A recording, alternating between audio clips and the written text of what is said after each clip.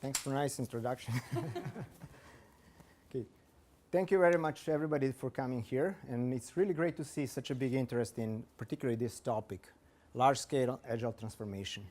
Well, I think our slide get kind of collapsed, but okay, I think we will see here. Before we start deep diving into agile transformation, I really want to know how many of you are engaged in agile transformation within your organization or working on any agile capacity within your organization. Kind of, yeah, like a half or 60% of people. So pretty much it corresponds to your numbers here. Well, the reason I'm asking is I'll put something in perspective here, but also this topic is advanced topic. I'm not going to talk about basics about Agile. This is about particular stuff around Agile transformation in large corporations. So as I said, just to put this thing in perspective, just a few years ago, the major topic of discussions in all forums like this could be summarized in 2 words. What and why? What is Agile and why do we need it, right? And today, nowadays, pretty much prevailing topic in all conferences and forums like this is how. How do we effectively implement Agile? And the rate of adoption that Kevin talked about, and approximately 60% of you here, exactly points like that. So why is this important? Where it places us here? So I think we have crossed the chasm. We are right now on the right-hand side of this canyon. We are right about there in that spot. The days of what and why are now behind us. So some of us are here between early majority, some are late majority between conservatives. But if we are somewhere in that spot here, it's very interesting proposal to be here. And here's the reason why. If you are really at that spot here, you really have to ask yourself one critical question. This will be the underlying theme of tonight's presentation. Are we truly Agile as an organization, or we are just doing Agile? I know it might sound like a rhetoric question, because you might think, if we are doing Agile, of course we have Agile, we've been Agile. But the difference in outcome, in your growth, and ultimately your survival can depend where you are, and especially how compelling was your why to even get to this point. So why is that? Why is that important? So I have to tell you, the competitive landscape has dramatically changed in the last decade. The days of big eating small has gone. Today, fast eat is slow, and regardless of the size. So we don't want to be slow. And the reason why we have to ask yourself, are we Agile or just doing Agile, is I want to put few companies here, and as you can imagine, there is similar commonalities between them. One of them does not exist anymore. 3 of them are in grave danger. Some are put on sale. But 3 of them really had very advanced Agile practices. Nokia, a lot of Agile coaches are still using a Nokia test to assess maturity of their Scrum teams. And Yahoo, Flickr, which is part of Yahoo family, probably has the most advanced DevOps practices out there in industry. Still, that stuff didn't help them. So just if your desire to move to Agile in order to survive is not enough. Still, the primary driving force for your growth and for your ultimate survival will be your ability to innovate.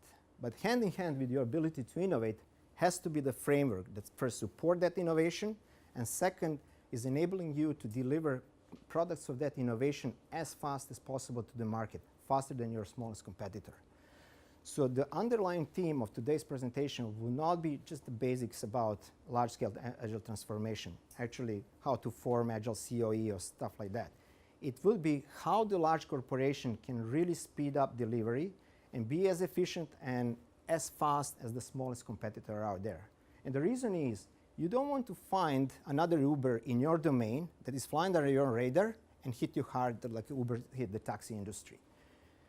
So if we all agree on this, before we dive really into Agile transformation, I just want to say the difference between traditional corporation and true lean Agile transformation is big.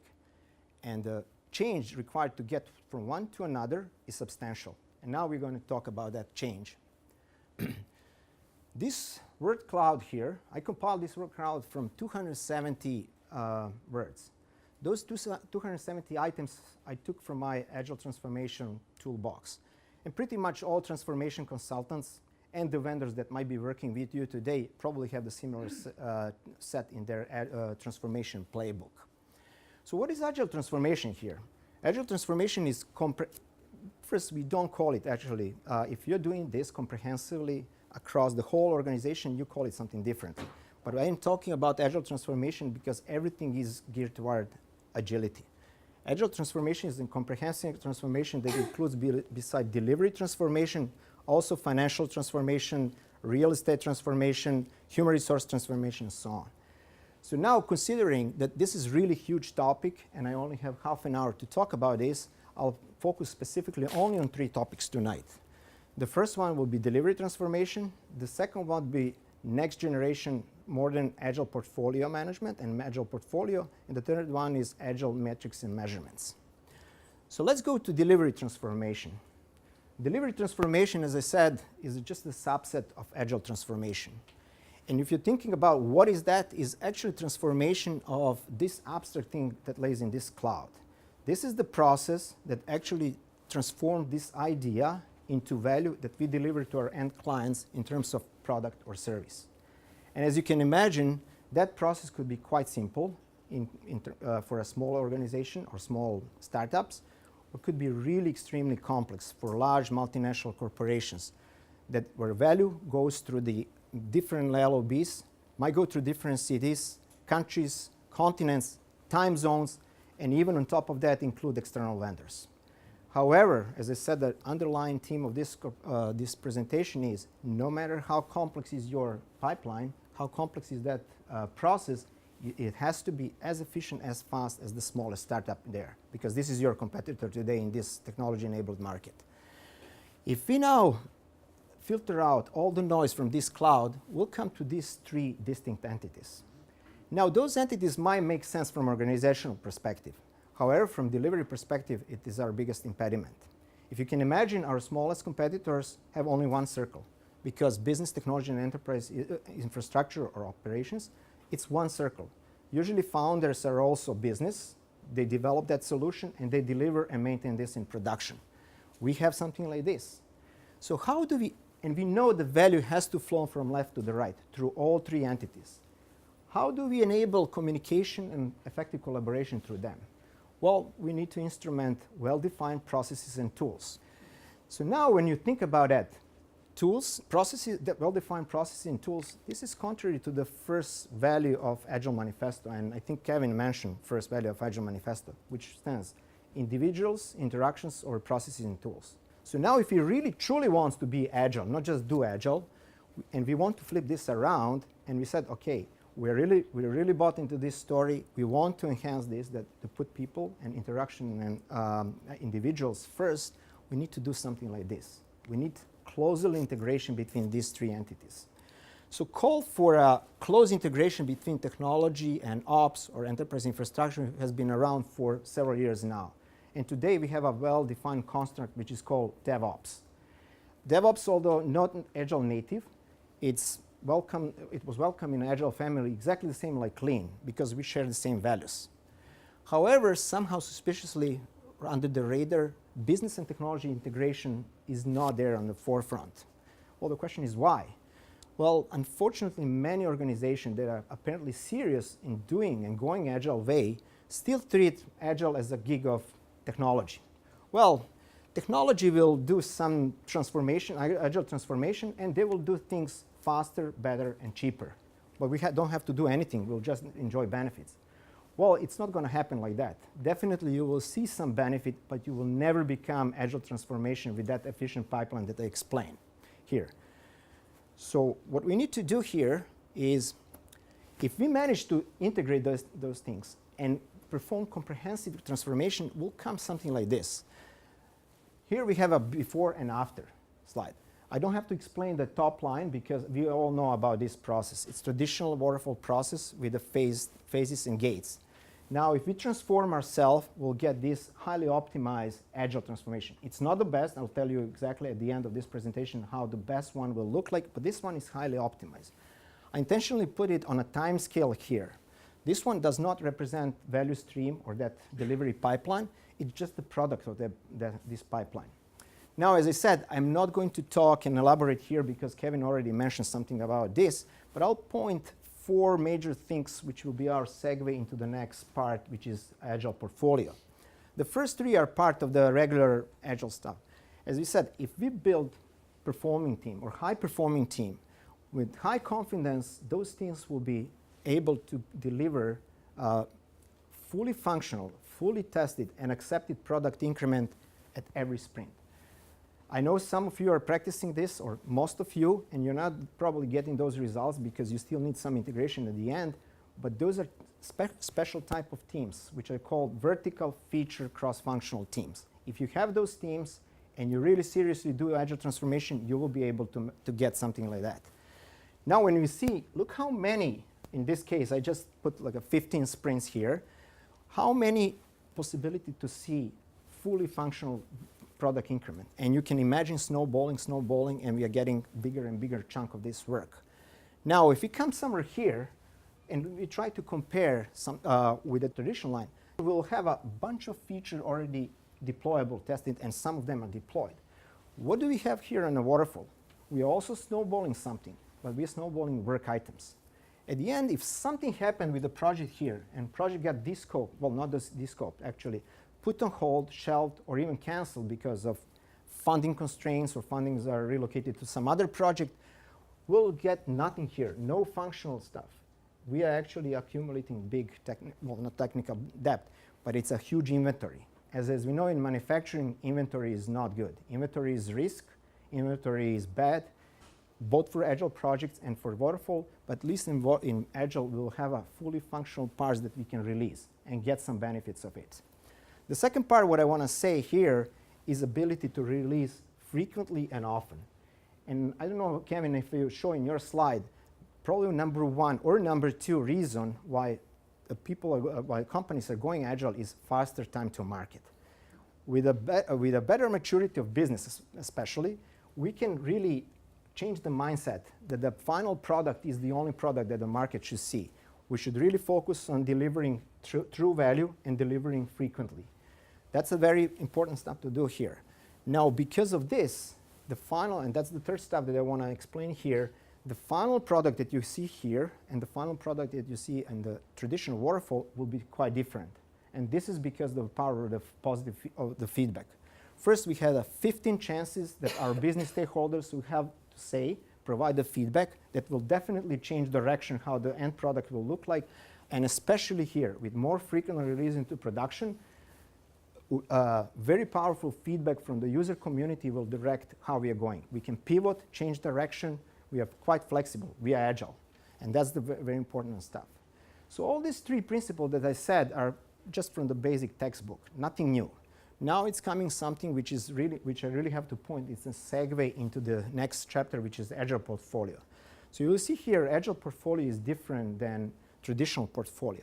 The reason is the delivery vehicle for this, for the top part, is the project. Project delivers something from idea to the end product. We use projects also in Agile. However, if we try to optimize, the primary the delivery vehicle would be the value stream. Now, when you're talking about value streams, we really have to change our perception about projects versus product. We are moving from project to product-based organization, and that's why we call this stuff on the left side product backlog, not a project backlog. Project, as we know, have its start, its end. Resources are allocated, or people are allocated, and probably balanced through the project. And then we have a fixed funding. Project manager assigned will check for the scope creep, and will also closely monitor funding. And funding variances are not good.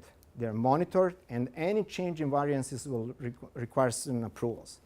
In this case, product backlog is open for modifications, for new ideas, for new items, 7, 24, 365 a days. We want even to encourage. New ideas will come, and at any time something new come in, we'll reprioritize, purely based on value.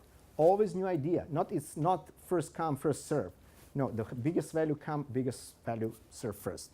And as you can imagine, if we have a continuous stream, value stream, with a dedicated co-located team, with actually dedicated standing teams, with a fixed capacity funding, we will just put value by value by value and moving efficiently through that value stream. That's a very important now to know, because Now we're going in a slightly controversial topic about next generation portfolio management, but this is a segue into that. So when you're talking about agile portfolio is a bit different than, or quite different than a traditional portfolio. We're not talking about collection of projects or a collection of programs. We're talking about different kind of collection, and we'll soon come to that. Now, it's an effective agile portfolio pyramid, and we have an enterprise strategy, but this presentation will focus on portfolio strategy and how we are executing that strategy. Now, because this is a really big topic, what I'm going to do is I will focus on the top part of that portfolio and the lower part where we're talking about execution. I will unroll the portfolio, we'll fly over it, and I'll point exactly what is important for this audience. What we have here, what is the agile portfolio? Actually, it's a collection of strategic teams and their their children initiatives. Now, you might think so far, so good. Everything seems exactly like a regular project portfolio. Now, you can see here, this is the portfolio budget allocated. This is our fiscal year 2016 budget. Now, we have 6 strategic teams that we want to tackle in 2016. However, we don't have a funding for all 6. Like everything else in Agile, and you will see here, from top-level portfolio items, which are in here, strategic teams, then comes initiatives, come capabilities, features, and so on, to the lowest level, which are user stories. Everything in Agile is prioritized based on value. The top value always get precedence and is going first, not necessarily top initiative, top project. So what is here investment team? So let's say investment team number 1, and I lined them up exactly like that stack. The top level on the stack is the highest value, the lowest is the lowest perceived value at this point. We allocated budget for strategic team number 2 like this, and it will serve 4 initiatives. Now, investment team number 1 might be something like convert 500,000 clients from call centers to self-serving portals like online and mobile. The initiative number 2 could be something like increase revenue by $50 million for cross-selling between goods and services between different line of businesses here. Now, just to enable that strategic team, we might have different initiatives. The initiative 1 is, let's say, customer 360 view of all line of businesses. The initiative number 2 could be, let's say, online leads management. Initiative number 3 could be cross-selling through mobile leads management, and so on. So now, each initiative, even though we consider number 1 to be most valuable, underlying features and underlying value of each capability will determine which one has a priority. So this is the big difference between traditional project and initiative here. It's not the same thing. In traditional project, you have allocated funding, and it's very difficult to change funding from one initiative to another. In this case, it's completely open and transparent. We can change with delegated authority funding resources from one initiative to another. So as I said, this top part, in order to function, requires a set of big transformation. The first one, just even calculating the budget, annual budget, we'll have to use something which is called beyond budgeting. The stuff that I explained in the last 5 minutes, it's all part of investment optimization and adaptive planning.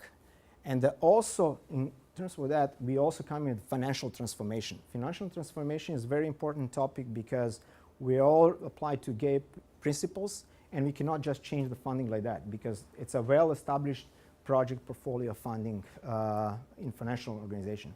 And it's a different way how we calculate capitalization and operating expense in Agile projects. They are slightly different than how we do in well-established Waterfall programs.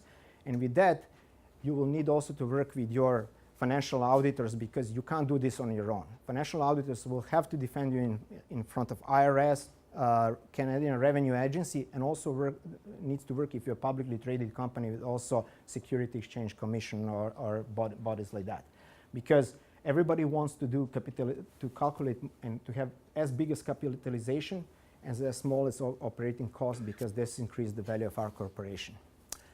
Now, I will quickly unroll the entire portfolio and we'll fly over it, and then I'll point to the next one, next set.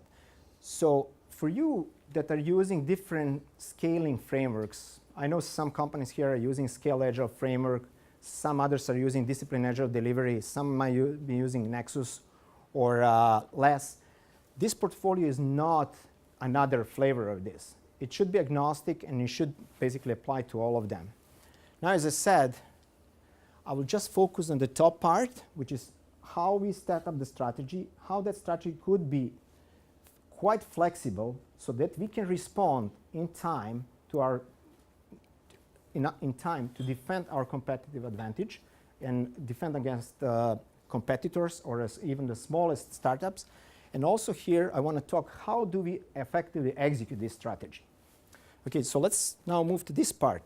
How do we effectively execute this portfolio strategy? Well, we said, well, it's a rhetoric question again. Well, we are Agile shop, and obviously we have Agile teams. But how you actually structure those Agile teams will make day and night difference. Unfortunately, most organizations are setting up Agile teams based on application layers or platform layers. Why? Because we know it's not efficient, but it's the simplest way to do, because we have such organizational structure, so it's easy now to say, hey, we are going Agile. We have a resource manager here. We'll divide people into teams. We'll set up team leads or project manager as a Scrum Master, and we'll start doing this sprinting alongside horizontal layers. Now, what we can get here is we can get high-performance teams. But all we are going to do is, if you remember my delivery pipeline and those timelines, every sprint we will get fully functional, fully tested, not product increment, but component increment. So if this component have one increment, this one another, this another, our product increment is actually going in a vertical way. This is a end-to-end line. So that means even though we have a set of high-performance teams, we still don't have anything. And we are dangerously coming back very close to our waterfall delivery because we still have to integrate at the end, whether through development integration testing, DIT, or SIT, system integration testing. However, far more optimal approach is to have a vertical feature cross-functional teams. This is, when I was talking about that with a predictability and high efficiency, we can deliver every 2 weeks, fully functional, fully tested, and customer or product owner approved product. This is only through these teams. Now, this is very difficult to implement. It's much easier to implement in a small organization, much more difficult in bigger organization, especially if those teams are distributed. Now, the reason why we're not doing this is because, you see, those people belong to different resources, different LOBs, different organizations, and they can be spread all around the world. The client I'm working with now, we have one cross-section, for instance, that goes over 4 continents and 13 hours time zone differences. However, there are techniques that we can do to improve that. So those are collaboration techniques for large distributed Agile programs. This is exactly to talk about how can we form vertical feature cross-functional teams in large distributed programs when development teams are spread around the world. So in order to do that, we have to symbolize the system as a cake. So now what we want to do, and so I took this from, from this story, that in order to get the feature, full taste of cake, we have to go vertical slice. Then we go through the all horizontal layers. So in this case, I took something that we are all familiar with, automatic teller machine. And each slice of cakes represents a piece of functionality. The most important piece of functionality is, let's say, cash withdrawal, because 95% people will use that. The rest of the cakes will be used by 5% of people. Now, this is not important for this discussion, because this is about prioritization. But when we see like this is something that only technical people can read. Those are those horizontal layers. Our end user will actually communicate only with the top of the cake. They will only see icing of the cake. So in order to get actually this whole taste of the whole slice of the cake, we have to do something like that, like this. Okay, we'll slice the cake. We see the layers, architectural layers or platform layers that will assemble that cake, and we need to get those teams. This is the best possible, the most optimal case, which means that each cake, like a user story, a business user story, will be done within 1 sprint. And this is exactly what I was explaining that. So in sprint 22, we have a user story 1. We move to another piece of cake. We have a user story 2. Now, what about if we have distributed teams? They're all spread all across the world. This one could be in Asia, Australia, United States, or Canada. So we have to approach this way. And this really effectively work, tried in a really large organization. So generally, we have to really slice the cake like this on a slices. But a product owner will align all teams vertically, as I said, vertical slicing. And then we will start doing, each team will do their own user story within the same sprint, and we can use the next sprint for integration. We call it integration sprint. Now, high performance team with a high collaboration, even though they live in different space, let's say different countries, different continents, they can still integrate regularly, even within same sprint. However, it's a very difficult, a lot of failure in that case, so it's always better to integrate in the next one. In this case, this is just a snapshot how the portfolio will look like when we have a capability in this feature, and we broke down this feature in 3 user stories. All 3 user stories are stories that these teams are doing, and each team has its own physical space. They're collocated, they have their boards, and they have their own Jira or Rally spaces, and they can effectively communicate. This way, we don't really need project management to do integration between different components. All components are automatically assembled within as soon as possible. And the last part of the presentation is Agile metrics and measurements. Agile metrics and measurement, the reason why I put it here is, I know there were questions about metrics and measurements, and it's very important because this is our part of inspect and adapt. As you all know, Agile is empirical process. An empirical process means it's always evolving. We test something, we probe something, we test, we measure, and we pivot and we repeat. And we always improve. So now, how do we do measurement? We have 2 types of measurement, quantitative and qualitative measurements. Quantitative measurements are measurements that are coming from your tool, whatever tool you use, Jira, Rally, version 1, and so on. Those are the data that are really great to form the nice charts. We can see all those measurements, velocity, we do release planning, tracking, sprint level tracking, everything through those tools. We even form 10 behaviorals that's how we assess the maturity level of those teams. However, there is a challenge with quantitative measurement. They don't have a soul. We don't know why some data are like that. We cannot really pinpoint the problem.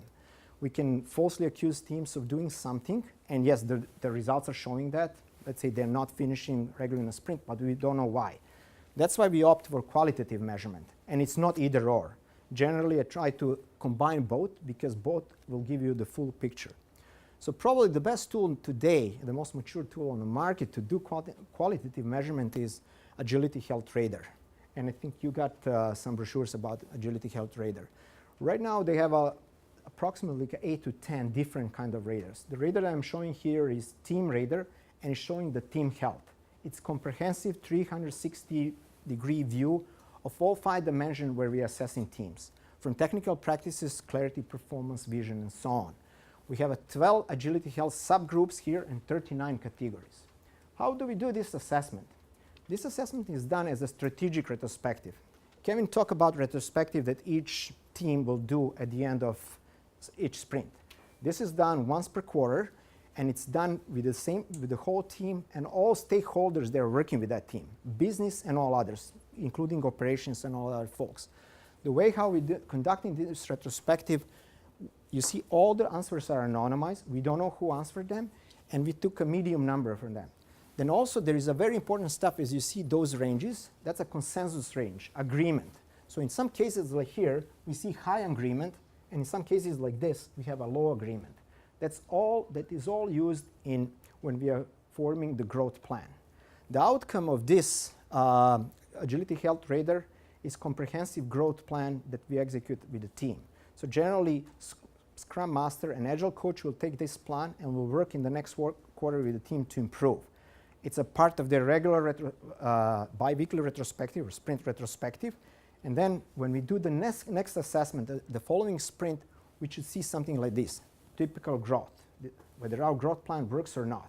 And even if it doesn't work, we'll again adjust and adapt. So in this case, we see the team that when the first assessment was done, we're on the verge between storming and norming. And now we see this team clearly breaking down to a performing scale. So just to close this one, let me go to this one and just recap what we were talking about.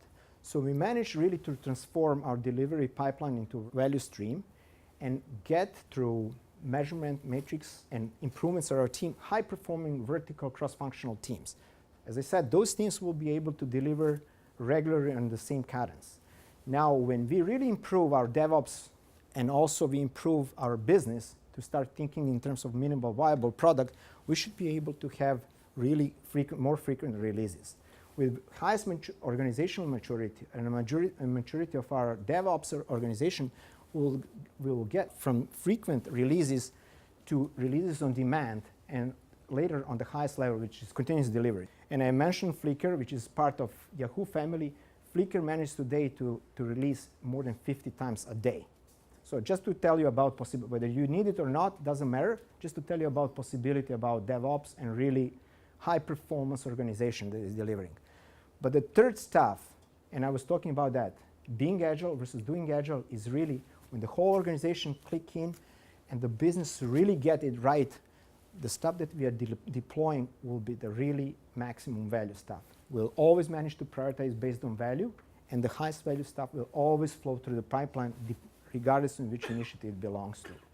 So I hope, at least for you, all of you who've been doing this and are doing something similar, you're on the right track. It's okay, congratulations. For all others of you that find this provocative, at least I put something on your radar. It's a food for thought. And thank you for your attention. Okay. You want? Thank you. We'll now take some questions. Oh, yeah. Yeah. Well, actually, when Ned told me if I don't have time, I'll drop the cake. I said, Ned, we'll give you time for the cake. Do not drop the cake. Now bring the cake. Do the cake. We'll give you those extra few minutes. Okay, we have a question from Thank you, Saya. Thank you very much. It was excellent. I thought you had enough questions from you already the last few years. I was just wondering if you can explain a little bit more the role of DevOps in this whole methodology. Role of DevOps? Yes. As I said, DevOps is really, now DevOps have its own prime time. The reason why really we adopted in an agile methodology is, as I said, we share the same value. But DevOps is not, many people think DevOps is the thing that enable us to deliver fast to the market. No, DevOps is part of also continuous integration. So even before we deliver something to production, just to move from development environment to QA environment, we again need DevOps, because usually operation peoples are in, especially in the most enterprises. Small organization is different. In enterprises, usually that role belongs to infrastructure department. So in order to move from development environment to QA environment, we need DevOps. We need continuous integration. To move from QA environment to performance environment, we again need them. And also to move from performance to production, we need DevOps. DevOps is really overarching arc of that. So before, as Kevin mentioned, this is my job, this is yours. That was the biggest problem because between technology and operations. Okay, we coded this stuff. This is now yours. Deploy it. Come production issue, incident, well, your operations, you maintain that. So now DevOps is really comprehensive, not just deploying, but also everybody is in this together to maintain that. So the best principle is pretty much coming from Amazon. And I was happy because, I mean, I just read this last year, but we've been using this through last decade, working in medical imaging with the medical imaging company. Basically, what CTO of Amazon said, you build it, you run it. So it's not operation that you're running your code. You build your code, you run it, and you maintain production. This is the best feedback loop for developers to see exactly what kind of mess they're putting there. Now, as we all know, there's a big difference between development and operations. Developers are just, and also QA. Development and QA are really particularly interesting about functionality of the code. Now, and you belong to a really large bank. We put this in production and we get 30 to 50 TPS, transaction per second. This is completely different animal. Something that really passed every test, sprint level test, even performance tests start crashing in production. Why? Because when we put such a big load, the things start crashing. Usually developers say, oh, this is tested, functionality is done. It's your stuff to scale this stuff. Now we really need to break that barrier and put them all together. We're all in this together, including, as I said, business. That's why you saw those two circles together. Hope I answered your question. The next question, please. This could be for Kevin or Ned.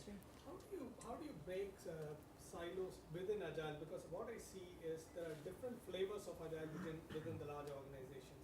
Sometimes it's the flavor of the executive, sometimes it's the flavor of the consultant. So I'm faced with a challenge where I have multiple agile. Some of them work, some of them don't work.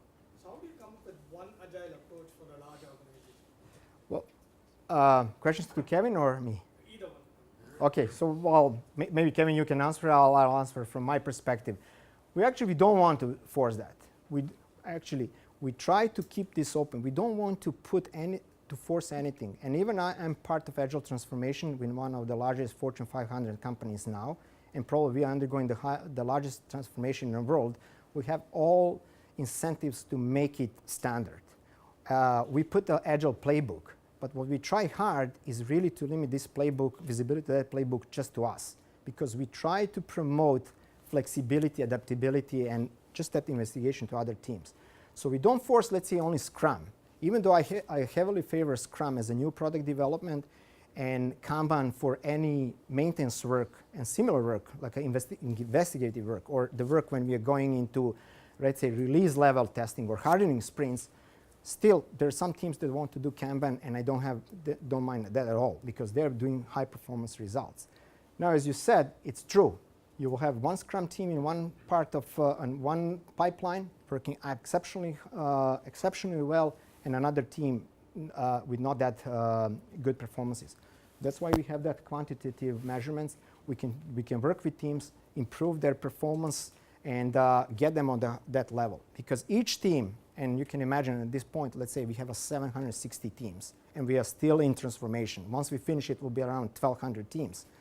You can imagine now we assess them from 1 to 4 on a maturity scale. Soon we'll start 5, because we included DevOps and continuous integration, automation, automated testing in that. We have teams that are 1, which means they're improvising. They're new teams. And we have teams which are 5, which are high-performing teams. You have to adapt to that, because not the entire organization can move through that process immediately. But that's why you have agile coaches that are working with the teams and really improving their maturity. With improved maturity, improved benefits will come. Okay, and I'm just going to add some subtle nuances to what he said. I agree with everything you said. When you're starting Agile for the first time, maybe a bit more standardization is easier to get started. So everybody's talking the same language. You're starting with a common framework. To have some standardized testing would be helpful. But even from the principles of Lean, one of the very first principles of Lean is everything's changeable, including the principles of Lean itself, right? The idea is that we have a standard framework, but you got to tailor it to your situation. One thing we have noticed, even just there's a lot of people here from the banks, amongst the banks that started their Agile with a more fast and loose approach, the basic Scrum, for example. And by the way, Scrum's an excellent framework, but it has holes. Scrum doesn't mention requirements gathering and how to gather and document requirements. Scrum doesn't talk about quality. Scrum doesn't talk about estimating and forecasting and how to determine your budget and high-level schedule. It's not part of Scrum. We usually borrow those techniques from other Agile methods. So as long as you have a more disciplined approach to Agile, like we talked about SAFe or disciplined Agile delivery, one of those others, that's a pretty solid starting point. But then tailor it to what you need, because even an Agile framework needs to be adapted and changed itself. So I would suggest starting with a more disciplined approach than a loose approach. The banks that started disciplined had a much smoother Agile deployment than the banks that started loose, right? Started running up into barriers when they hit all these regulatory functions that just don't work anymore in a loose environment. So start disciplined, but then adapt it to what your team needs. And you'll find that you're going to have skills that are transportable from project to project, because you have that common underlying understanding, but you can still tailor and get efficient. Thanks, Karen. Thank you. So we had one more question here, and then, okay, we'll take the other one there. So 2 more questions. Thank you. Where is Agile transformation working better? In a projectized environment or in a matrix environment? And if so, what is the relationship to the capability and stream-driven approach in Agile? Okay. Thanks for it. So everybody heard this question, whether it works better in projectized or matrix organization. Actually, we are moving, if you remember my delivery transformation part, it's moving away from both of them. The reason is we are really doing now product development, Now, everybody of you, and I know some companies here are on a better stage, on a more advanced stage of agile transformation. It's not easy to define product in software company. It's much easier in manufacturing. However, in software company, we really don't know whether it's product or something is a feature of that product. It's very difficult. But the question for that, the answer for that is exactly like I pointed there. You want to have identified products and your value streams. One product or one value stream may have multiple trains, multiple teams that are working on that value stream, but they're standing teams. They're dedicated just for enhancement of that product. So I know it might now, because we really spent a short time with that, and this is kind of we do few days training just for that. It might be now a bit elusive or abstract, but you can imagine manufacturing line. So that means you have a well-defined processes from point A to point B, how you're moving, and you have a standing teams. And those standing teams are there, whatever comes their way, they're there. So they have a fixed capacity funding. So that's why we're moving away from project, because in project you get resources allocated once the project is done, because every project by its definition have its start and end. Once the project ends, you return those resources back to their resource managers. And then next project comes, you need to assemble them. That's not the only issue. The issue is because, as we said here, in Agile, you want really to enhance that project, not goes over budget, but because the product backlog is constantly open, you will always get the feedback from the marketplace, and you want to do next new features which are highly valuable. Now, what can you do if those resources that are working, or people that are working in your project, have to go back because they're aligned for the next project? Those are big challenges. That's why you want standing teams that are working to whatever value comes through their value stream. And always, regardless of which initiative they're working on, that value will be the highest value. So it's all good. We're looking at Agile and we're looking at it as on its own. But from a transformation perspective, there's that transition point where you still have to work with the Waterfall and you started to onboard Agile. Yep. And when it comes to portfolio management, what is the best approach in terms of bringing this Agile methodology? Do you take it completely as a silo, or do you put it on board with the more classic project and Yep. budgeting kind of exercise where from a measuring perspective is very different? Yeah, it's very, very interesting, very good question. And I'll just tackle this because we are facing that issue now. So generally, even I would say 90% projects still, even in advanced Agile companies, are run project-based. You still have a project, and that's why you hear Agile projects. You may hear even Agile project managers. That means that those projects have start and end date. Now, when we start onboarding new projects and we really get efficient organization and efficient, highly efficient Agile teams, at one point we'll hit a plateau. And especially when business mature, they will start asking something like that, and then that triggers that transformation from Agile portfolio from traditional portfolio to Agile portfolio. So now we're in process. For instance, even here I'm talking about companies that onboard every new initiative Agile way. So there is no mix between Agile and Waterfall. Every new initiative in 2016 will be Agile. So now, but we still have a lot of Waterfall projects. And as Kevin mentioned, something like even in a lot of those Agile initiatives, you still have some teams that are Waterfall. In some cases, 50% or a little bit less. And this is kind of really challenging working with both of them. But when we start doing this, the good question is, when is the turning point that you really, and how do you mix traditional portfolio with a new one? So talking to VP of IPMO, which is integrated PMO in that large Fortune 500 company, I thought they were doing proactive management, and they started that in financial transformation and investment optimization transformation. However, they said no.